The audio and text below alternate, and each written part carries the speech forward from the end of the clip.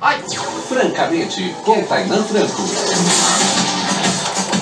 E muito bem-vindos a mais um programa Francamente, aqui pela Rádio Difusora 1510 AM, Tainan Franco na área, até a 1 da tarde, juntinho, coladinho aí com você no rádio, no computador, no som do seu carro, na sua alma. Vamos invadir todos os espaços até a 1 da tarde, né? A pauta de hoje, ela foi definida porque eu quis e a pessoa aceitou, porque assim funciona esse programa, né, gente? A gente sabe que eu sempre tento trazer umas pautas aqui de interesse público.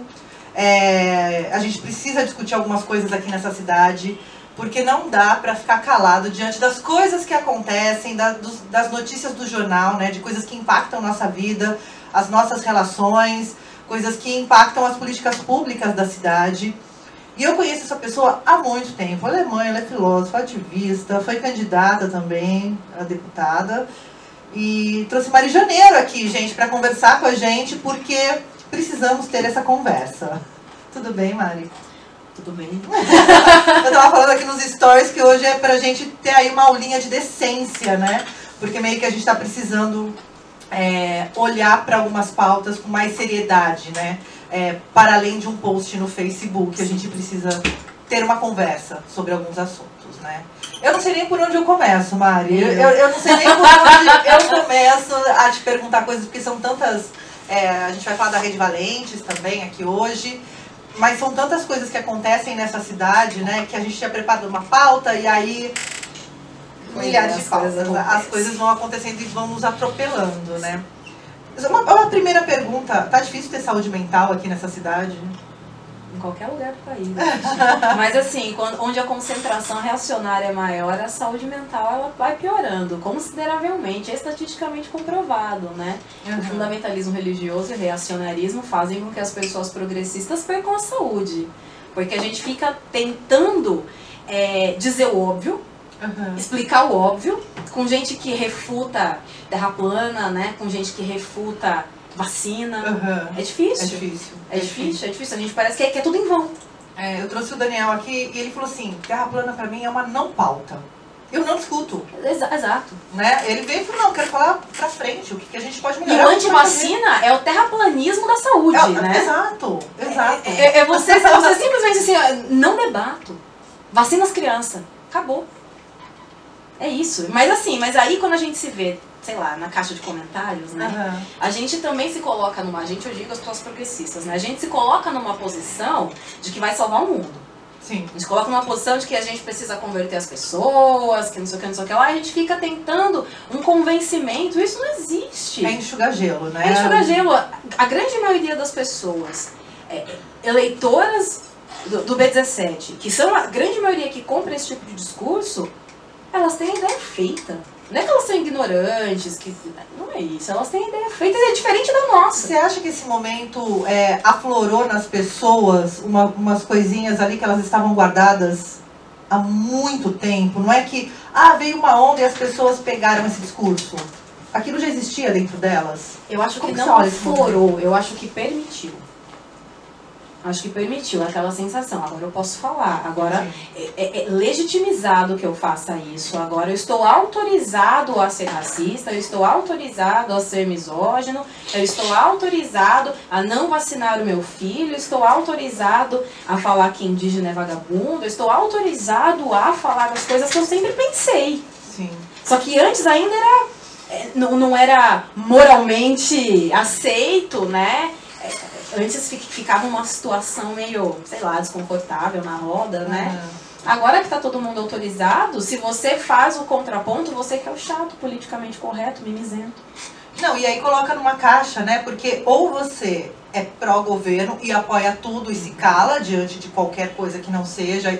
Aliás, a própria direita está se dissolvendo aí, né? Eu vi hoje um vídeo do Henri Bugalho falando sobre o Nando Moura, né? Que o Bolsonaro agora... O Nando Moura rompeu, né? O primeiro com o Olavo de Carvalho. Falou que foi enganado, coitado, ingênuo. ingênuo, né? Então... Não ganhou dinheiro pra fazer isso. Quase nada. Ingênuo. Então a gente vê também que você é colocado em caixas. Se você não apoia 100% o governo, logo você é comunista, que é a caixa que o Nando Moura... logo você é petista. Petista, porque o Nando Moura, ele saiu do Olavete pro petista. Tá Lula livre já. Exatamente. Gente, é um absurdo, né? A gente não consegue ter diálogo, a gente não consegue ter uma conversa. É uma dictomia. Essa dictomia, ela faz parte da despolitização. Quando você polariza, você não precisa aprofundar o debate, não precisa discutir, porque se você não é A, você é B, se você não é Bolsonaro, você é Lula, automaticamente. Uhum. Porque aí quando você discute, quando você vai discutir a fundo ideia, projeto político, plano de governo... Não tem, não. Vamos combinar que... Não tem nem o que para discutir, mas é isso, quando você cria essa polarização, no meio tem um vácuo. Uhum. E o vácuo ninguém discute. Mária, o ano que vem vai ter eleições municipais aqui na cidade, né? Então a gente vai estar no nosso micro, né? Que não sei se é tão exaustivo quanto, né? Você pensar no macro, porque no macro seus braços não alcançam, né? O seu discurso não alcança, enfim. Mas no micro aí você também se torna uma vitrine mais acessível, né? Sim. Não falando de campanha política, mas falando de mulheres, né? Dentro da política, você vem para o ano que vem, numa atuação dentro da política? Venho e assim, ano passado teve uma situação em que aí eu me tornei candidata do dia para noite, sim, né? Não era o meu plano, a minha perspectiva sempre foi vir para a vereadora, né? Uhum. Só que as coisas acontecem e a gente, né, vai se enveredando por onde dá. Porque você também entrou num momento como uma mulher negra, ativista, sim, progressista. Você entrou no olho do furacão, minha amiga. E com um bebê de 5 meses. E com um bebê de 5 meses e outro de 4 anos. Então assim, porque tenho 2 filhos, pra quem não sabe, tenho 2 filhos. Mas foi um momento muito rico. De verdade, foi exaustivo, foi cansativo. Chorei muitas vezes, mas foi um momento muito rico de poder conhecer mais a região, de poder estudar mais profundamente política pública com recorte de raça e gênero, uhum, para assim, claro, a nível federal, nacional, uhum, mas de também pensar, já pautando pro ano que vem. Eu saberia que eu não ganharia no ano passado, mas eu também não imaginaria a votação. Exato, não imaginaria a votação que eu tive. Tive uma lagriminha, assim, a hora que eu vi o resultado, eu falei, gente... Eu desacreditei, eu só fui acreditar na terça-feira, assim. Que eu falei, deixa eu olhar de novo. Tava falando com o Nick ontem sobre isso. Eu falei, deixa eu olhar de novo. Aliás, muito obrigada aí quem votou. E pode votar de novo no que vem. Mas assim, e aí pensando já na questão municipal. E as pessoas acham que ser vereador é uma coisa menor. Sim. Né? E não é, porque é no território, é no município, é na cidade que a política de fato acontece, onde os munícipes podem ver.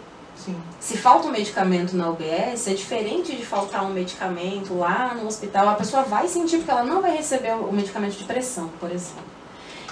Mas assim, a gente está num momento da pior composição de legislatura da cidade. Mas tem um monte de moção de apoio aí, tem um monte de projetos inconstitucionais, sim, e também tem um monte de rua com nome novo, não é mesmo? É uma loucura, as ruas estão super bem cuidadas nas placas. Nas placas.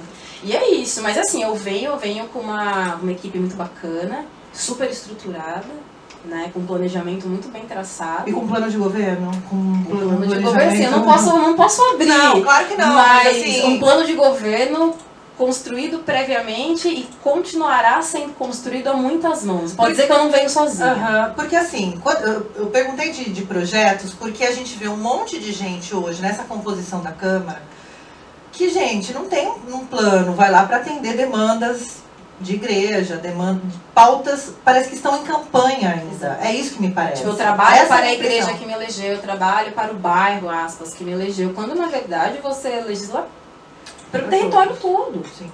Inclusive para quem não votou em você, inclusive para quem bate de frente com as suas ideias, porque são munícipes. Mas aí alcança o cargo e aí parece que tem um projeto de vingança contra quem não votou. Eu gosto de chamar disso de síndrome do pequeno poder. Sim. Você é investido de um poder que é pequeno, teoricamente você é um vereador, mas é um cargo de poder. né? Sim. E aí você fala, ótimo, eu nesse cargo de poder, eu vou fazer com quem não concorda comigo que sofra um pouquinho.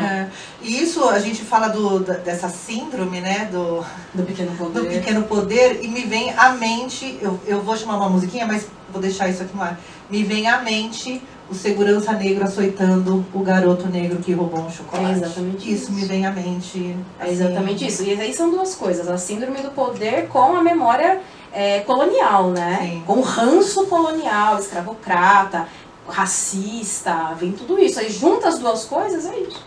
Estão preparados para o papo de hoje, gente? A gente vai sextar aqui com muita classe, elegância. Sextou! Sextou, gente! Sextou com Mariana Janeiro aqui nos estúdios.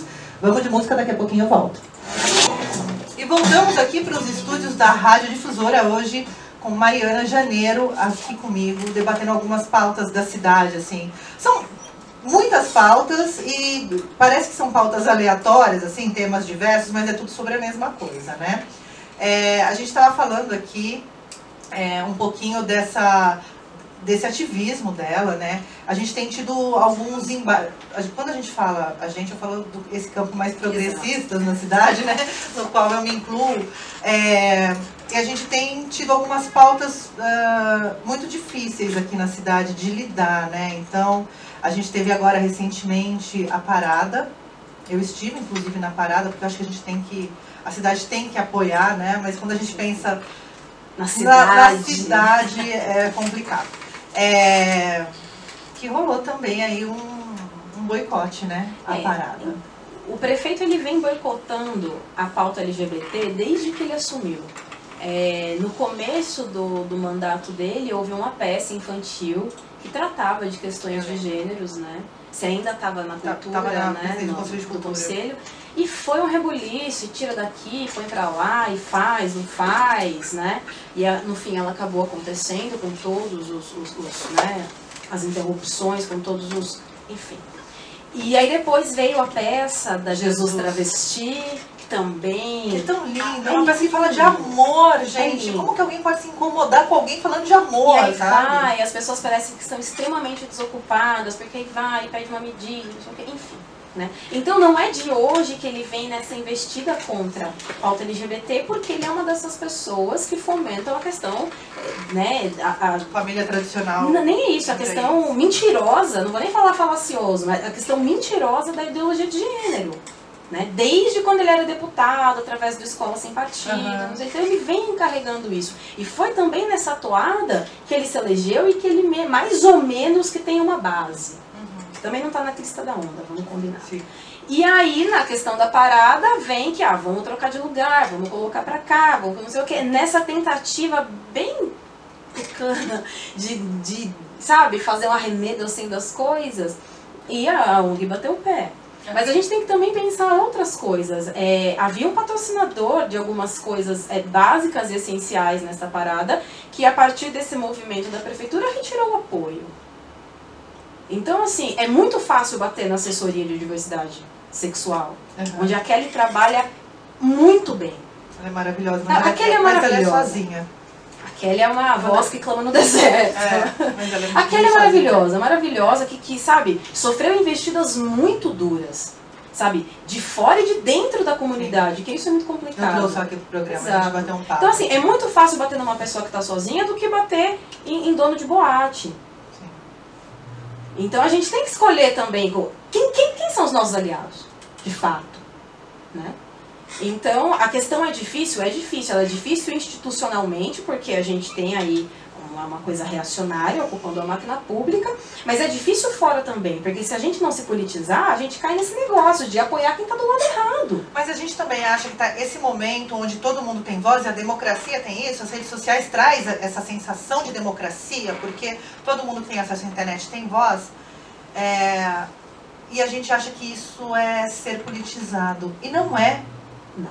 Há uma confusão muito grande entre ter voz e falar o que eu quero e ser politizado. E assim, não é obrigação de ninguém ser politizado. Sim.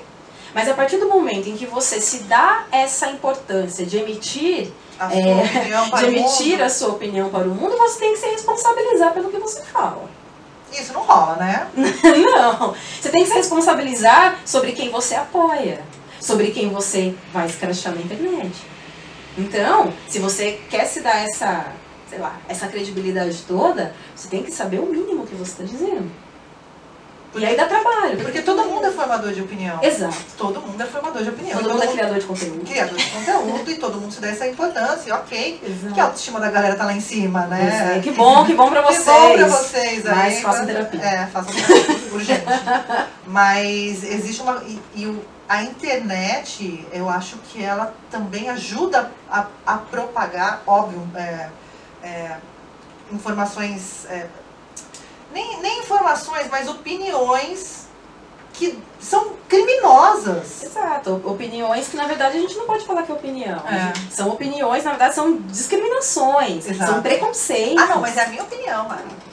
Sabe assim? Não. É difícil, né? É difícil. Eu gosto muito porque agora a gente está numa fase que as pessoas elas estão rebatendo o dado científico com a opinião. Tipo assim, olha, a gente tem que prestar atenção na população LGBT, porque o Brasil é o 5º país que mais mata transexuais no mundo. Ah, mas eu não acho. Não interessa o que você acha. Não, e é engraçado porque esse dado vem com um dado que o Brasil é o país que mais consome pornografia. Sim. Gente, Sim. tem alguma coisa ali que não tá cabendo. É né? um dos países que mais abusa sexualmente de meninas. Meninas, não mulheres, meninas. Sim, é um dos países campeões de casamento infantil. E tudo isso, quando a gente fala de pedofilia, de casamento infantil, de abuso sexual de meninas, tudo isso faz parte da discussão de gênero, que as pessoas têm muito medo. Porque discutir gênero, a gente não vai falar só de LGBT, não é só falar de travesti. Porque virou isso. Exato. Você discutir gênero é falar Exatamente. de trans, de travesti, de... Discutir gênero é falar das relações de gênero, é falar como homens e mulheres se comportam dentro da sociedade. Se o Brasil é um dos campeões de casamento infantil, por quê? Se o Brasil enfrenta um problema grave dentro da lei da alienação parental, que estão tirando crianças da guarda de mães e entregando para pais abusadores, qual é o problema? Porque a alienação parental, para quem não sabe, é uma lei com base em origem pedófila. O Gardner é um pedófilo assumido, nazista, etc. e tal, e é disso que se baseia a lei da alienação parental. Isso não se discute. Não vai no pé do problema, né? Pedofilia não se discute, tem que combater. Tem que combater, ok, mas quem são os pedófilos e por que são? Isso não discute, porque aí a gente vai entrar numa discussão de gênero, né? Ipsiléteres, né? De gênero. E aí a questão de gênero a gente vai discutir o que? Projeto político. É que nem quando eu bato, entre aspas, né? Quando eu refuto muito a Tabata Amaral, quando ela foi cobrar o ministro, não tem projeto para educação, não tem planilha. Planilha qualquer um faz. A gente quer saber o dinheiro, de onde que ele vai sair, para onde que ele vai entrar. Eu trouxe o Erazê aqui e a Areta, e eles falaram, olha, a gente falou sobre a reforma da Previdência, e não existe, o governo não tem essa conta. Não tem essa conta. É baseado no achismo. No achismo. Só que aí usa termos técnicos e a população compra. A gente tem um governo, tanto municipal quanto federal, de psicodelia argumentativa. Adorei isso. É psicodelia argumentativa. Eu faço o que eu quero porque o meu argumento vale. E é sempre, a refutação é sempre no ad hominem. É sempre no que você é, não no que você está apresentando. E a gente tem esse problema aqui, na Câmara, que se debate a partir do que eu acho, a partir das minhas convicções pessoais, a partir assim, debate isso em questões de foro íntimo. Quando eu fui até a Câmara falar a questão da moção sobre a pílula do dia seguinte, que o vereador, na ocasião, entendeu que era um abortivo e não um contraceptivo, depois ele tentou desmentir, jogou a culpa no colo do jornalista que tinha feito uma confusão, enfim, né? É isso, a pessoa não tem o mínimo de embasamento, não tem o mínimo de preparo para assumir o cargo, faz o que dá na telha, fala o que dá na telha, e aí quando encontra um contraponto um pouco mais forte, joga a culpa para outra pessoa. Eu trouxe a doutora Helena aqui. Doutora Helena. Falamos desse ponto, e o que me surpreendeu desse ponto especificamente que você citou agora, da pílula do dia seguinte, é que temos um médico dentro da Câmara Municipal que não se manifestou. Omissão é conivência. Não se manifestou. Omissão é conivência. E isso me deixa um pouco chocada, porque assim... Te choca? Olha, eu queria, eu não sei, não tem nem palavras não me choca, gosto do médico em questão. Mas assim, como parlamentar, ótimo médico. Como não se levanta para refutar uma questão científica? Eu não estou nem falando partidária, não estou nem falando religiosa. Ele fez, e na defesa dele, vamos fazer uma defesa, na defesa dele, depois de dada a discussão acalorada, né, levantou, fez um contraponto de rigor científico, né, mas assim, como parlamentar, ótimo médico. É difícil, né, a gente tem ali... Cara, a Câmara Municipal ela tem uma função que não é atender o governo. Pois é um local para se fiscalizar, para se denunciar, para se cobrar. Mas a gente não tem, a despeito de um ou dois, que eu vou ali tirar dessa conta, a gente não tem uma oposição. Sim. Nós não elegemos uma oposição. Então ali no começo da legislatura eu até brinquei que era um grande chá das 5. Um grande, já todo mundo senta e fala, olha que ótima pauta, né? Nomeia as ruas, né? E não há algo propositivo de fato, não há uma fiscalização de fato. Isso é muito ruim. Isso perde o município. E eu quero voltar com você no próximo bloco falando sobre isso, que não há nenhuma mulher na Câmara Municipal. Então também são homens discutindo a vida e as políticas para as mulheres. Não, são homens, em sua maioria, são homens brancos, de classe média, com estudo, tem um perfil discutindo problemas de uma população que, né? Que não é essa. De repente não é essa. A população que de fato precisa de política pública aplicada no cotidiano, que não é essa. Então é muito difícil a gente ficar na mão, teoricamente, né, disso. E é por isso que existem os movimentos sociais. Daqui a pouquinho a gente volta para falar disso. Vou chamar uma música, Mariana Janeiro, aqui nos estúdios da Rádio Difusora. E voltamos aqui para os estúdios da Rádio Difusora, hoje, falando com Mariana Janeiro. A gente encerrou o bloco seguinte falando sobre a importância dos movimentos sociais. Hoje a gente também tem aí um problema grande, né, com os movimentos sociais, que existe aí um movimento para diluir, para enfraquecer os movimentos sociais, principalmente os movimentos mais progressistas, né? Porque eu falei movimento, pensei no MBL por algum minuto, por um instante. Mas eles são importantes também na construção, as pessoas unidas na construção aí dessas políticas, né?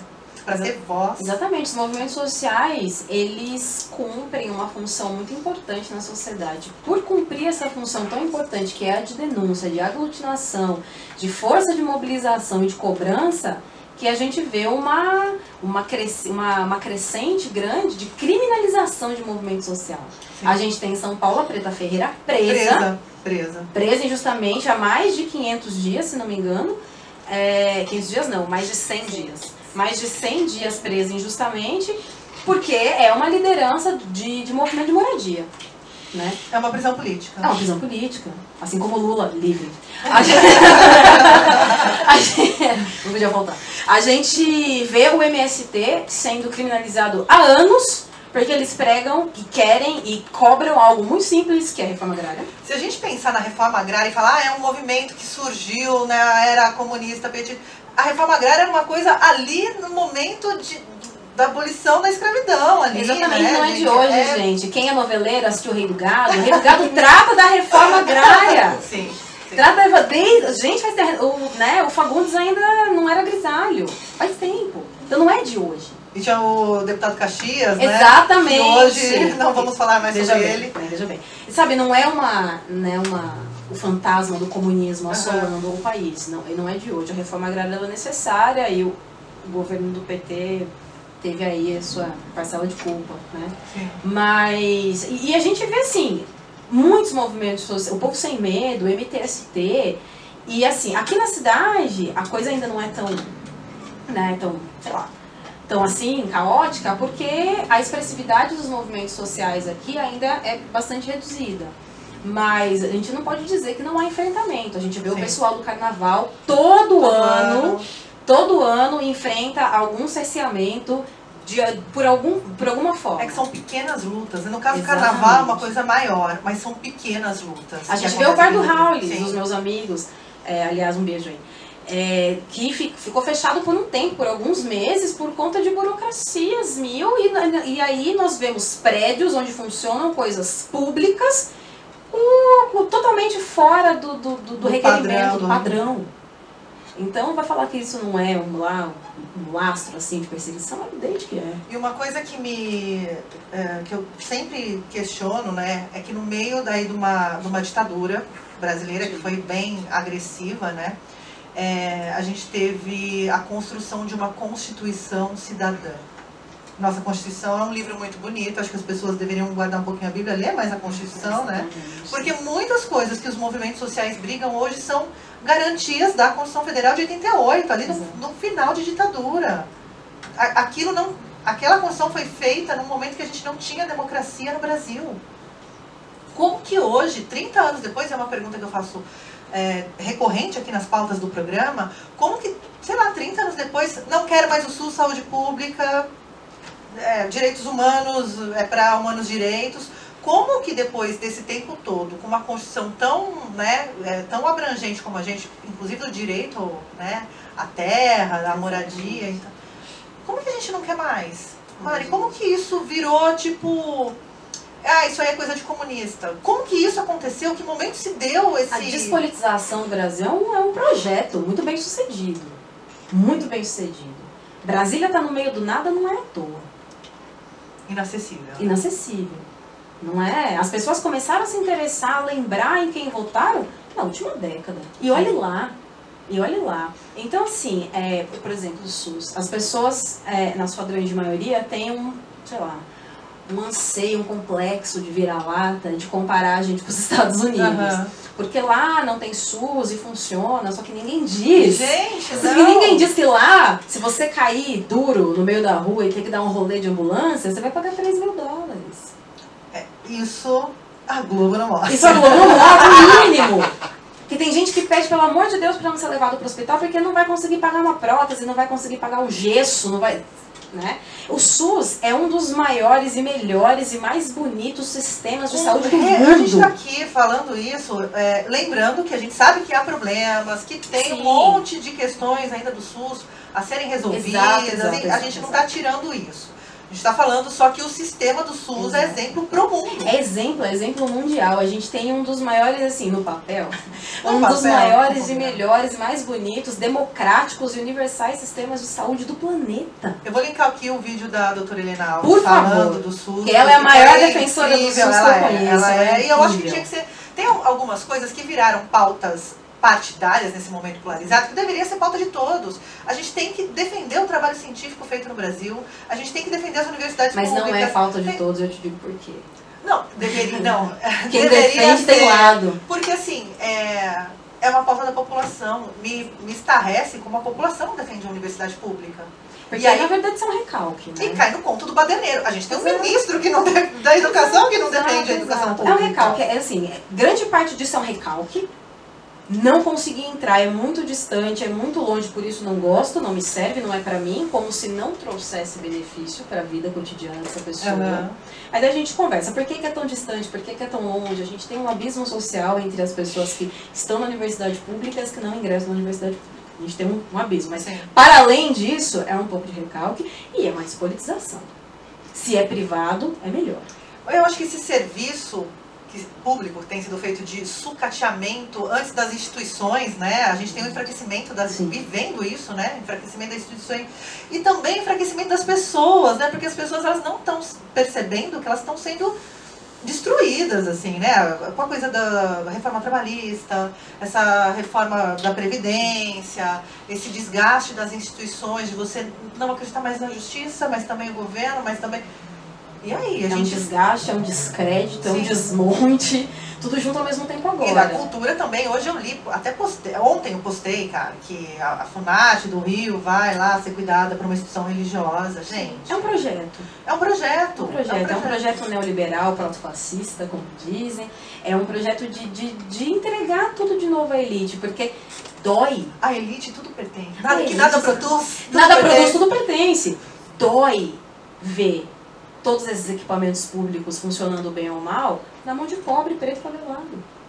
Dói. E aí as pessoas fazem o quê? Votam aqui no Brasil e aí vão morar em Portugal, que é tem um governo, uma geringonça, um governo socialista, que é diferente de comunista. A gente tem que entender também aí esses meandros, essas nuances da esquerda, assim como tem que entender também essas nuances da direita. E esse também, esse papel de explicar as nuances é onde os partidos deveriam atuar muito. Quem não sabe, não tem problema de falar, eu sou filiado ao PT, Partido dos Trabalhadores daqui de Jundiaí. E é uma proposta forte nossa, a partir do ano que vem, um projeto de formação forte da nossa base, tanto filiada quanto não filiada. Quem quiser se formar, eu acho que a gente vai ter bastante disponibilidade e vontade de fazer isso, justamente para falar, olha, qual que é o nosso papel institucional dentro desse sistema, dessa máquina toda.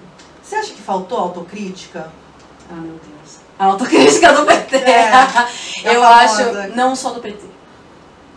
Não, de todos. Autocrítica aí não... Eu acho que sempre falta, porque política são egos enfileirados, né? Sim. Política são egos enfileirados. Então, assim, sempre vai faltar autocrítica. Mas faltar autocrítica ao que os outros esperam. Não que o Partido dos Trabalhadores não faça debate interno. A gente faz muito debate interno. A gente tem um processo de eleições diretas internas para escolher os nossos dirigentes. Que partido faz isso? Sim. Só o maior partido progressista da América Latina. Gente, e a Mari, assim, além de todas essas questões que a gente está conversando aqui, ela também, não sei como arranja tempo, não é verdade? Mas também está aí na Rede Valentes, né? Sim. Olha, Mari. A Rede Valentes é um orgulho, porque desde o final da campanha passada, eu fui identificando, né, algumas carências, né, da região, mais especificamente na cidade. E uma dessas carências era, de fato, uma rede que pudesse acolher mulheres em vulnerabilidade. Acolher em diversas situações, tanto aquela que está sofrendo violência física, verbal, psicológica, quanto aquela que não consegue se desvencilhar de alguma situação porque não tem uma autonomia financeira, etc. e tal. E aí, isso posto, a gente tem uma DDM que enfrenta dificuldades absurdas na questão do acolhimento humanizado às pessoas, as mulheres vítimas, que enfrenta problemas agora com a questão do atendimento psicológico, enfim, há lacunas aí que o Estado não preenche, e aí entra o movimento social. E aí eu juntei umas malucas. Que já veio aqui, não é mesmo, Fernanda? Juntei a Fernanda, a Rose, a Érica a tempo. Hoje nós temos a Dai e a Mari Nunes. E aí eu falei, olha, gente, eu tô pensando em, de repente, a gente fazer isso daí. O que vocês acham? E deu certo. E deu certo. Óbvio, ainda é muito dificultoso, porque nós somos trabalhadoras, falidas. Precisa pagar os boletos, que não é fácil. Por isso que nós estamos com uma campanha de financiamento coletivo. Muito bem. Quem quiser Vou colocar doar, o link aqui. Quem quiser doar, fique à vontade. Aqui clique, doa, fazendo favor. E a gente opera com algumas dificuldades, né? A gente tem gente que está com a gente, né? Nós temos uma equipe de umas 20, 25 mulheres, né? Então a gente tem clube de leitura, clube de escrita. A gente fez o primeiro Fórum Feminista de Jundiaí e região, que foi lindo, mais de 200 mulheres reunidas ali no FEPASA para discutir os feminismos, né? Porque o feminismo também foi uma coisa que foi super combatida, mal falada, quem precisa do feminismo, e aí você vê mulheres fazendo um desfavor nessa construção aí da mulher na sociedade, na política, enfim. Exato. E a gente tem ido muito bem, a gente fez uma formação uns meses atrás para a nossa equipe, né? E saiu todo mundo lá, tipo, muito mais fortalecido, entendendo qual é a nossa missão, nossos valores, nossos objetivos. E hoje você achou que eu ouvi música? Não ouviu música, a gente está na reta final do programa aqui.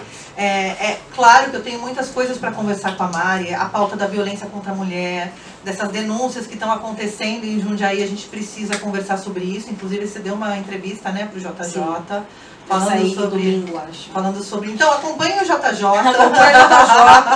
Acompanhe o Jornal de Domingo, provavelmente, que vai sair essa conversa com a Mari aí sobre essa violência contra a mulher, contra meninas, né? Todo dia a gente abre o jornal e não tem como não tem como não chorar todo dia aqui nessa cidade. Exato. E cada dia é um caso novo, cada dia a gente vê vítimas cada vez mais jovens. Sim. Mas ao mesmo tempo a gente também vê casos de vítimas idosas, de mulheres idosas. Então assim, a violência de gênero, ela acontece pelo simples fato de você ser mulher. Ponto. Uhum. E no Brasil atinge muito mais as meninas mais novas, que mais de 70% dos casos de estupro são com meninas até 14 anos. A gente está falando de estupro de vulnerável, a gente está falando de estupro de criança. E aí eu vejo que tem uma deficiência nessa conversa, porque tem a delegacia, vai e faz denúncia. Uma perícia mal feita, ela é uma prova invalidada dentro de um processo e você não consegue condenar pessoas. Exatamente, né? É um descaso. É um descaso. Não tem outra palavra que eu possa colocar assim, é um descaso. Porque o volume é tanto que é mais uma vítima. É mais ou menos o que acontece com parto. Uhum. Sabe, vai nascer de qualquer jeito, mas o importante é que nasça. E não importa como vai nascer, o volume é muito grande. Por isso que a gente tem um número absurdo de violência obstétrica. A gente falou disso essa semana passada, acho, na PLT. Não tem um cuidado com a vida como um todo, né? Porque a gente vai numa toada de que tem que viver, que tem que ir, a gente não olha para a pessoa. E é por isso que, aproveitando esse gancho de olhar para a pessoa, dia 6, a gente tem a eleição do Conselho Tutelar. Estarei lá. Vamos amanhã, domingo, amanhã. Não sei. É um dia aí. É um dia aí, eu tenho problemas. É um dia aí. Domingo. A gente tem domingo, então, a eleição do Conselho Tutelar. E tá rolando uma imagem na internet que eu acho muito bom a gente trazer pra cá, que é que o livro oficial do Conselheiro Tutelar não é a Bíblia, é o ECA. Que também aí nas campanhas federais Exatamente. apontaram a arminha aí para o ECA, Exatamente. tem que acabar com o ECA, porque o ECA Teve protege. gente querendo rasgar o ECA, dizendo que o ECA não presta, gente romantizando a questão do trabalho infantil. Sim. Isso é muito Isso é grave, absurdo. isso é muito grave. Eu também me comovo quando falo, ai não, olha só, a pessoa tem 74 anos e está fazendo entrega porque sustenta na família, não tem trabalho para quem é vagabundo, não sei o quê. Romantizando também uma pessoa da terceira idade que, né, já não tem mais força de trabalho para vender. Exatamente. Né? Trabalhando, não é bonito isso, a gente tem que entender que não é bonito. E a gente tem que ter que... Aí todo mundo fala... Aí todo mundo cai nessa de que o capitalismo é muito bom, de que tem oportunidade para todo mundo. E não. O capitalismo ele não está estabelecido porque ele deu certo. Sim. O capitalismo ele está estabelecido porque ele escancarou as diferenças sociais e porque ele foi imposto. E aí está, não é porque ele deu certo. Mas ele funciona justamente porque ele faz dar errado. Exatamente. É o ciclo, O capitalismo né? funciona porque ele está errado. Sim. E então, você que vai votar aí no domingo, preste atenção nos seus candidatos, vote em candidatos decentes, que defendam o ECA, que não queiram converter crianças, né? Porque esse não é o papel é fiscalizar e denunciar e estar junto da família, de qualquer tipo de família onde essa criança esteja inserida, famílias homoafetivas, famílias monoparentais, famílias onde a criança é criada pelos avós, pelos tios, todo tipo de família é válido. O conselheiro tutelar tem que ter isso muito claro. Muito claro. Não dá para cuidar de criança se você tem preconceito. Sim. E nem que não dá pra cuidar de criança. Eu acho que a sociedade tem que cuidar das crianças. Não dá pra... Exato. Não dá pra cuidar de criança também quando você quer impor o que você pensa na sua espiritualidade para aquela criança, que ela só será salva se ela... Exato. Né? E assim, o conselheiro tutelar também tem que ter em mente que criança é uma responsabilidade social. É uma responsabilidade social. Sabe? E tem muitas mulheres ainda que ficam mulheres e homens, que ficam nesse child free, né? Não gostam de criança. Gente, você não gosta de criança, você muda para outro planeta. Gente, falando em gostar de criança, além Temos uma surpresa. Temos uma surpresa. Pam, pam, pam. Final do programa. Ele chegou aqui, mas eu acho que a gente pode falar um pouquinho com ele e a gente grava um outro vídeo. Pode ser. Pode ser? Só com ele?